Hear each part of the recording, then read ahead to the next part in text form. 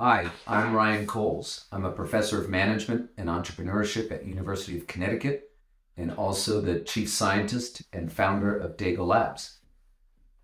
My exploration of how to build businesses in emerging markets and how to build businesses around emerging technology has taken me all over the world. And in many cases, that includes working with businesses in areas where there's violence. And I think this is something that's top of mind for every Ukrainian business owner right now. What can we do to effectively guide this business during wartime? And I'd like to share with you all a couple of things that we've learned at Dago Labs about managing businesses during periods of violence. And to do that, I want to go through all three levels. We're going to start with the manager or business owner. What do you need to do to manage yourself so that you can have a good frame of mind and mental clarity as you manage your business through this period of violence? And then we're going to move to organizational structure and processes. What's the best way to structure your business and interact with your employees during periods of violence?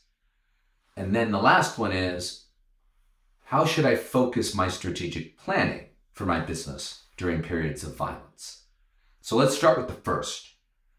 What can you do to manage your own mental clarity as a business owner, an entrepreneur, and manager during a period of violence? And what I recommend is that you focus on what we call brief behavioral activation therapy. So this therapy is one of the most rigorously tested therapies in the world in terms of treating burnout and depression and trauma. And the main idea underlying this therapy is that change your behavior, change your mind. So if you want to change your mind in positive ways, you need to engage with behaviors that bring you joy, satisfaction, and pleasure. And the nice thing about it is it's transdiagnostic. So that means this is a therapy that can simultaneously help you with burnout, depression, and trauma. The other thing that's nice, as it says in the name, brief, which means you can start to notice differences in your mindset through behavioral activation therapy almost immediately. The other nice thing is simple to administer. So the way it works is, first, you start by mapping out and listing the types of activities that bring you joy, pleasure, and happiness.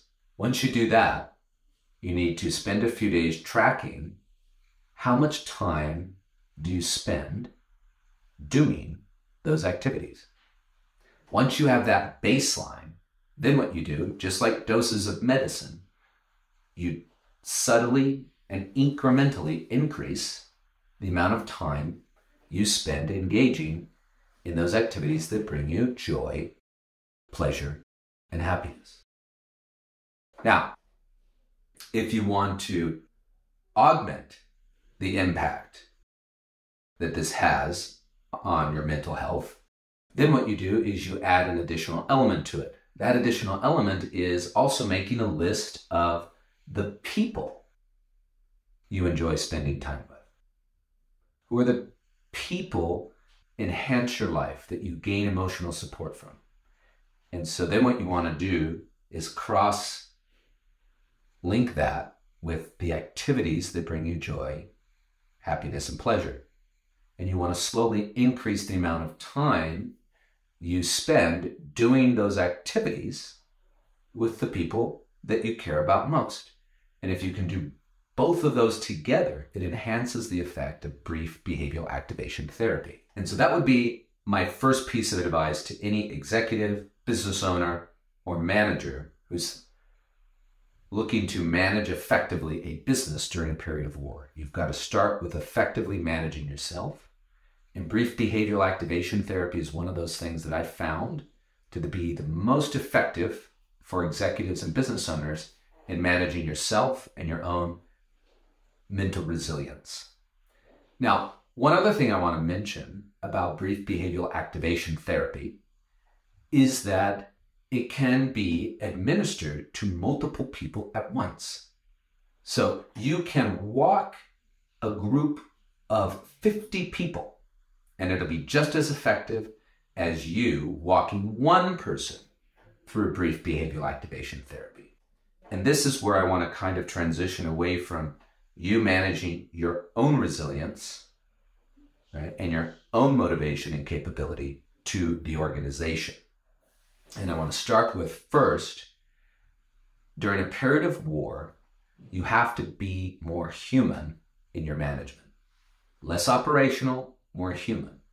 And what that means is when you're interacting with groups of people in your business or in one-on-one interactions with people in your business, you need to spend more time making sure that they are in a good place emotionally and mentally. Because the productivity of everybody during a period of war drops significantly. And I'm sure you've all experienced this. And so what I would suggest is as you start to apply brief behavioral activation therapy to yourself, you're going to want to think of ways in which you can apply and use brief behavioral activation therapy with members of your organization. And again, the nice thing about BBA, or brief behavioral activation therapy, is you can administer it to somebody and they don't even think or know that it's therapy, right? You can just work with them in a performance review where you go over their work and then you can ask them about the things that they enjoy doing most. Do they have time? When was the last time they spent doing some of those things? And then start to track with them the time they spend doing it. And for them, it's just a cool added thing that you're doing. You just come across more as a human manager.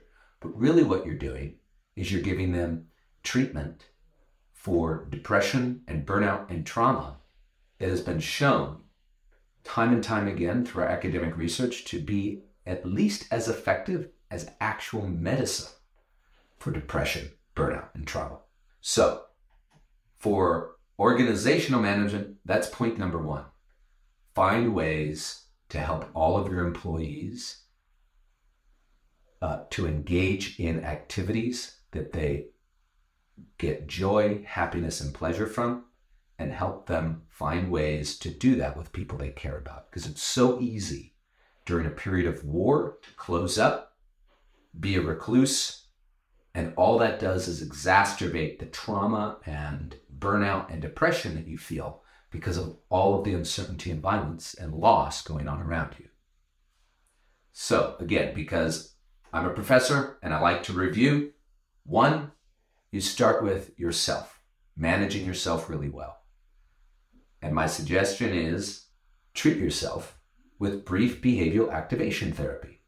Engage in those activities that bring you joy, happiness, and pleasure, and try to do that with people that you care about. Then you expand from there. How can you, in your interaction with members of your business, help them also engage in brief behavioral activation therapy? And you can do this in one-on-one meetings. You can also guide groups of your employees through brief behavioral activation therapy and do follow-ups. All right. Now, more on organizational structure. What our research in Daigle Labs has shown is that businesses operating in uncertain environments can maintain and improve revenue growth when you have a strong and formalized hierarchy in your business. What a hierarchy does is it provides certainty and clarity to members of your organization. When it's clear who reports to who and who has decision-making authority, it actually creates a sense of comfort for everybody down the line in the organization. If there isn't a clear and codified and formalized hierarchy, there tends to be a lot more chaos. And when there's chaos at home, chaos in the country, and also a sense of chaos within work, it starts to be overwhelming. If you can instead project clear hierarchy within your organization. When members of your business come to work, they're going to feel a sense of calm. The second reason why that's important is that it allows you to be quick and nimble as an organization. So during a period of violence or high uncertainty, an organization has to be able to adjust course quickly and effectively. Organizations are like ships. It can be very hard to turn a ship, and even harder to do that quickly. And it's the same thing with a business. It's hard when you've got 20, 25, or even just 10 employees. And it's even more so when you have 100 employees. Really hard to get everybody to turn course and move in a direction, even if it's a slight turn. When you have a strong hierarchy that's codified, formalized, and known throughout your business organization, you become more nimble. Because when you say, all right, we're turning right, and it's a strong hierarchy and everybody knows you're in charge, boom, they're going to turn right more quickly. And so I suggest that if you feel like there is less formalized hierarchy in your business organization, start now to make clear to everybody who reports to who has what decision-making authority. Manage, operate, and enforce that. And that'll help your business be nimble and quick when you're navigating uncertainty in a period of violence and war. Now let me wrap up on this third piece, strategic planning. So there's a lot of types of strategic planning, but for the purposes here, let's talk about two types broadly. There's the type of strategic planning that I call vision planning. That's when you're stepping back and you're strategically thinking about how your business is going to engage with competitors in the marketplace. When you're thinking about what is our identity, what are the growth opportunities we're going to go after in the next 2 or 3 or 5 years, right? That's vision planning. And then there's operational strategic planning, and that's more day to day, right? That's tactical. How are we going to make sure that bundles of newspapers get onto the truck for delivery tomorrow more quickly, right? It's tactical, it's operational, it's day to day. What our research has shown as organizational scientists is that operational planning helps revenue performance in businesses who are operating in contexts of violence. Long-term vision planning is actually detrimental to your business when you're operating in a context of uncertainty or violence. And so, my advice to all of you is that you make sure that you've shifted your strategic planning right now. Don't think about vision. Don't think about long-term growth opportunities a year from now, 5 years from now, or even just 6 months from now. Focus on operational strategic planning. How is everybody today? What are we doing to get product out the door tomorrow? And if you can just focus on operational strategic planning right now, put this long-term strategic vision planning aside, you're going to be better at maintaining revenue and survivability and resilience in your business during this horrible time. So that's what I've got for you as an overview. We went over first focusing on managing yourself effectively during this period of uncertainty. We went over adding a human element to your management of the people in your business during this period of violence and war. We went over an important piece of organizational structure that will help you be nimble and also project a sense of calm and certainty to the employees in your business. And then we went over what type of strategic planning you should focus on during this period of time. Now, if you want more information on any of those topics, feel free to contact us at Dago Labs. You can contact me directly, Dr. Rayan Couls. And I hope this has been a good first video for you. And I'll see you soon. Next, we're going to talk about social capital and entrepreneurship and business growth. Thanks.